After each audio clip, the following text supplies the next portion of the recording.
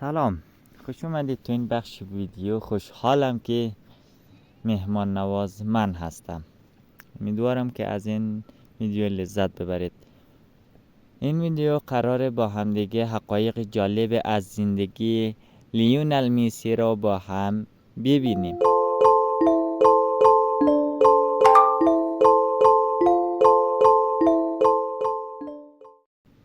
نام کاملش لیونل اندرس میسی هست که نام میانی اش رو از خانواده مادرش به ارث برده است.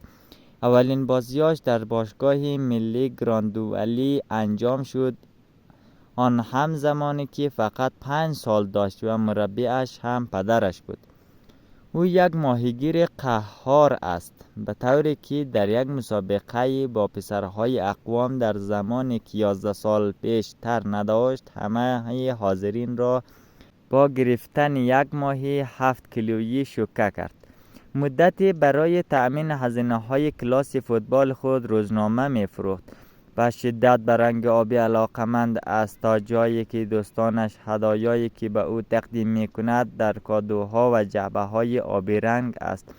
مدل موهایش را از یک خواننده آرژانتینی قدیمی به نام کونتاک تقلید کرده است.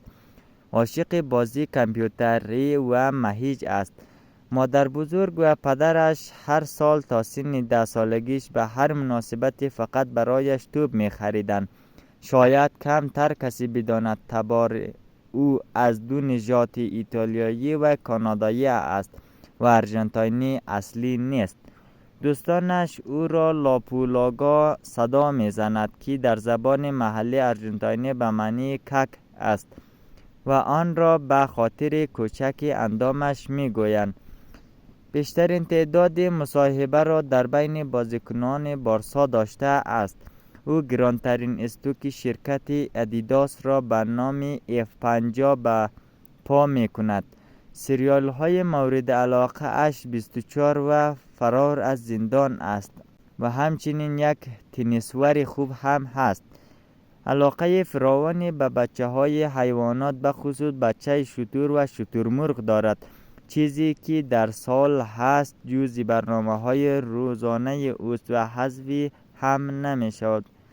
دیدن فیلم‌های کوتاه از جمله مستند است. در کار خانه همیشه با همسرش کمک می‌کند. بیشتر اوقات آشپزی می‌کند و ظرف‌ها را می‌شوید. هنگام خواب عادت به استفاده از چشم‌بند دارد و گرنه دچار بی‌خوابی می‌شود. میسی در 24 ژوئن سال 1987 در روز آریو، آرژانتین متولد شده است. میسی و جگوارا هر دو آرژانتینی هستند. خانواده او ایتالیایی و از طبقه متوسط بوده اند. پدرش کارگر خانه بوده که مربیگری تیم فوتبال محلی جوانان را نیز بر عهده داشته است. میسی در دوران کودکی مانند دیگر بچه ها خیلی سالم نبوده و از کمبود هورمون رشد رنج می برده است. بیماری او در سن 11 سالگی تشخیص داده شد، اما والدین وی نمی توانستند از پس هزینه های درمانی او که ماهیانه حدود $900 می شد بر بیایند.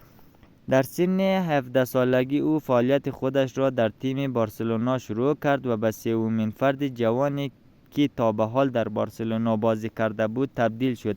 در همان دوران او جوانترین گلزن بارسلونا هم حساب می شد.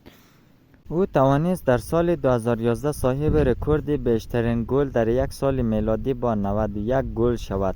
او در سال 2012 در لیگ قهرمانان اروپا تاریخ ساز شد و رکورد بیشترین گل در یک بازی لیگ قهرمانان